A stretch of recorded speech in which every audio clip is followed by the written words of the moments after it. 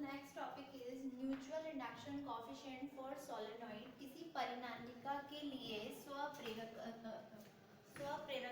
गुणांक अन्योन्य प्रेरकत्व गुणांक।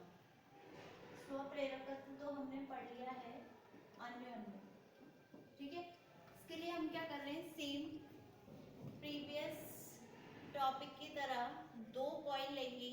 एक कॉइल को हमने बैटरी और की से कनेक्ट किया हुआ है, but the another coil is connected with a galvanometer, so it is connected by a galvanometer. Firstly we observe that as we on the key, जैसे ही हम कुंजी को ऑन करते हैं इसमें करंट I1 प्रोड्यूस होता है। इस करंट I1 के कारण इसके गैल्वेनोमीटर में भी हमें कुछ डिफ्लेक्शन दिखाई देता है और इसके कारण इसमें प्रेरित विद्युत धारा I2 और प्रेरित विद्युत वाहक बल E2 प्रोड्यूस होते हैं। ये क्यों होते हैं? क्योंकि इससे रिलेटेड मैग्नेटिक फ्लक्स चेंज हो रहा है, इसके कारण इसमें भी मैग्नेटिक फ्लक्स चेंज होता है। इसका मैग्नेटिक फ्लक्स माना कि Φ1, इसका Φ2। तो इस घटना को कहते हैं म्यूचुअल इंडक्शन। यहाँ पर नंबर ऑफ टर्न्स N1 मान लिए, यहाँ नंबर ऑफ टर्न्स N2 मान लिए, ठीक है। अब फॉर प्राइमरी कॉइल, ये इस कॉइल को हम नाम दे देते हैं प्राइमरी कॉइल, प्राथमिक कुंडली, और ये वाली जो कॉइल है इसको हम नाम दे देते हैं सेकेंडरी कॉइल, द्वितीयक कुंडली।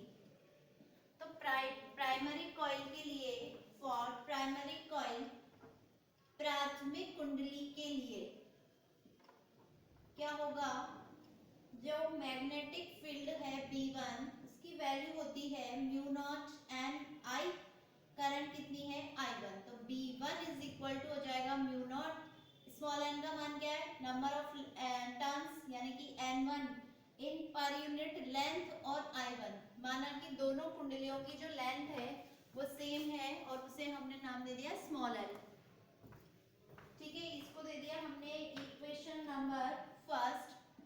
अब हम प्राइमरी कॉइल के लिए ही फ्लक्स देखेंगे, तो magnetic flux for primary coil, प्राथमिक कुंडली के लिए चुंबकीय फ्लक्स क्या होगा, Φ1 इज इक्वल टू आपके पास हो जाएगा N1 B1A। अब B1 की वैल्यू तो हम रख देंगे पुट फर्स्ट इन सेकंड, तो Φ1 is equal to N1, B1 मिला mu not N1 upon small l I1A। तो finally we obtain Φ1 is equal to mu not N1 N2 I1A upon small l, equation number third. अब अगर हम द्वितीय coil की बात करें तो magnetic flux related to secondary coil, magnetic flux related to secondary coil, तो सेकेंडरी कॉइल में जो मैग्नेटिक फ्लक्स है Φ2 वो क्या हो जाएगा NBA। ए एरिया तो दोनों का सेम है कॉइल का, तो ए तो यही रहेगा। इसमें नंबर ऑफ टर्न्स N1 की जगह कितने हो जाएंगे N2, और जो मैग्नेटिक फील्ड है वो इसका खुद का थोड़ी ना है, मैग्नेटिक फील्ड तो हमें इसके कारण ही मिल रहा है क्योंकि हमने करंट तो इसमें फ्लो करवाया है, तो मैग्नेटिक फील्ड आपका B1 ही रहेगा। अब B1 से वैल्यू हम रख देंगे पुट फर्स्ट इन 4, तो Φ2 कितना मिलेगा, Φ2 इज इक्वल टू हो जाएगा N2 mu not N1 upon small l I1A। तो finally Φ2 is equal to mu not N1 N2 I1 upon small l into A, question number 5।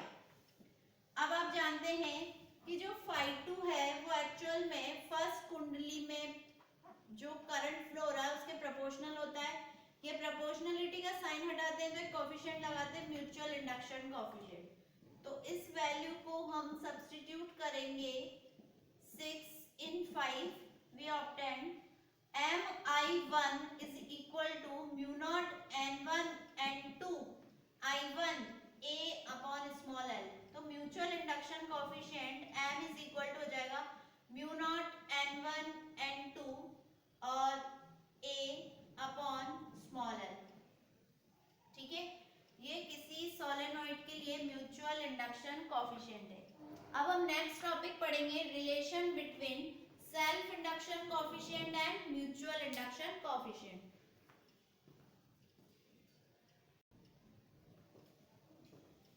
Now the next topic is relation between self induction coefficient and mutual induction coefficient। तो इसके लिए हम दो case लेते हैं। Case first में हम क्या कर रहे हैं, एक तो प्राइमरी कॉइल है हमारे पास। इस प्राइमरी कॉइल को हमने एक बैटरी और एक की से कनेक्ट किया हुआ है। ये हमारी प्राइमरी कॉइल, ये हमारा केस फर्स्ट प्राइमरी कॉइल और ये आपकी की। इससे related current I1, magnetic flux Φ1, field B1 और EMF आपका प्रोड्यूस होगा इससे कुछ ना कुछ, ठीक है। एक हम ले लेते हैं सेकेंडरी कॉइल। सेकेंडरी कॉइल में हम क्या कर रहे हैं, वापस एक और कॉइल ले रहे हैं। इसी कॉइल को हमने एक बैटरी और एक की से कनेक्ट किया हुआ है, ठीक है। इसके कारण सेकेंडरी कॉइल में करंट माना कि I2, इसमें नंबर ऑफ टर्न्स N1, इसमें number of turns N2, flux होगा इसमें Φ2, मैग्नेटिक फील्ड होगा इसमें B2। जैसे जैसे हम इसमें करंट की वैल्यू को इंक्रीज करते हैं, रिलेटेड मैग्नेटिक फ्लक्स चेंज होने के कारण मैग्नेटिक फील्ड बढ़ता जा रहा है और इससे इंड्यूस EMF और इंड्यूस करंट प्रोड्यूस होते हैं। तो अगर हम ओनली प्राइमरी कॉइल के रेस्पेक्ट में बात करें तो जो हमारा मैग्नेटिक फ्लक्स है Φ1 वो प्रोपोर्शनल होगा करंट I1 के। Φ1 इज प्रोपोर्शनल का साइन हटाएंगे, कांस्टेंट लगाएंगे L1 I1, ठीक है। फिर आपने पता है कि जो Φ1 है वो एक्चुअल में NBA के फॉर्मूले से निकाला जाता है। Number of turns primary coil में N1, मैग्नेटिक फील्ड B1 और ये आपका एरिया जो है वो A ही रहेगा। तो यहाँ पर हम इसमें वैल्यू पुट कर देते हैं N1, B1 कितना होगा mu not N1 I1 upon small l into A, ठीक है। और इसको दे दिया हमने third, put first in third, तो L1 I1 is equal to mu not N1 N2 और I1 A upon small l। तो जो L1 मिलेगा हमें वो मिलेगा mu naught N1 N2 A upon small l। ये हमें क्या मिला, सेल्फ इंडक्शन कोएफिशिएंट, स्वप्रेरकत्व गुणांक, ठीक है, L1 की वैल्यू। अब यहाँ पर जो N2 है ये N2 ना होकर के N1 ही है ना, तो इसको हम क्या लिख सकते हैं N1 स्क्वायर। N1 स्क्वायर हो गया ये, ठीक है। इक्वेशन नंबर इसे दे दिया हमने 4। अगर हम ऐसे ही L2 निकालें सेकेंडरी कॉइल के लिए, फॉर सेकेंडरी कॉइल सिमिलरली हम क्या निकाल सकते हैं, सेकेंडरी कॉइल के लिए L2 और L2 का मान कितना हो जाएगा म्यू नॉट N1 की जगह N2 square A upon small l, यही होगा इक्वेशन नंबर 5। ये तो हुआ स्वप्रेरकत्व। अब हम निकालेंगे म्यूचुअल इंडक्शन, अन्योन्य प्रेरकत्व, ठीक है। तो उसके लिए हम पहले क्या करते हैं, पहले हम इक्वेशन नंबर 4 मल्टीप्लाई कर लेते हैं इक्वेशन नंबर 5 से और L1 L2 का मान निकाल के रखते हैं, जो कि हमें मिलेगा म्यू नॉट N1 ये आपका N2 है, N2 A upon small l के होल स्क्वायर के, इक्वेशन नंबर 6। और हम जानते हैं कि अगर हम इस कॉइल को गैल्वेनोमीटर से कनेक्ट कर देते सेकेंडरी कॉइल को, तो जो इंडक्शन है वो म्यूचुअल इंडक्शन होता है और उसकी वैल्यू कितनी होती है mu naught N1 N2 A upon small l, हमने कैलकुलेट किया हुआ है। तो म्यूचुअल इंडक्शन हमें ये मिल रहा है, हमें 7 से वैल्यू रखनी है इन 6, तो हमें क्या मिलेगा L1 L2 is equal to m square, यानी कि m is equal to root over L1 L2। लेकिन ये कभी भी संभव नहीं है कि m इक्वलेंट हो रूट ओवर L1 L2 के। ऐसा जब ही होगा जब ये दोनों कॉइल बिल्कुल चिपकी होगी, मतलब इसका सारा का सारा फ्लक्स इसमें चला जाए। तो इसके लिए यहाँ पर आगे कपलिंग कांस्टेंट लगाते हैं m is equal to k root over L1 L2।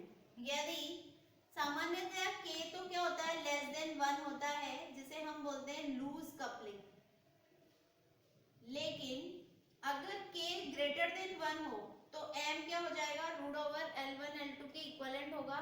इस स्थिति में जो आपकी कपलिंग होगी उसे हम बोलते हैं टाइट कपलिंग, गाढ़ युग्मन। ऐसा जब ही संभव है जब इस कॉइल से रिलेटेड सारा का सारा मैग्नेटिक फ्लक्स सेकेंडरी कॉइल में पहुंच जाए और सेकेंडरी कॉइल में मैक्सिमम फ्लक्स प्रोड्यूस होने के कारण मैक्सिमम ईएमएफ और मैक्सिमम करंट इंड्यूस हो। तो मेनली हमें जो रिलेशन याद रखना है वो ये रखना है कि m is equal to k root over L1 L2 होता है, जहां k कपलिंग कांस्टेंट है। k क्या है आपका कपलिंग कांस्टेंट। ठीक है, तो ये आपका रिलेशन हो गया सेल्फ इंडक्शन और म्यूचुअल इंडक्शन।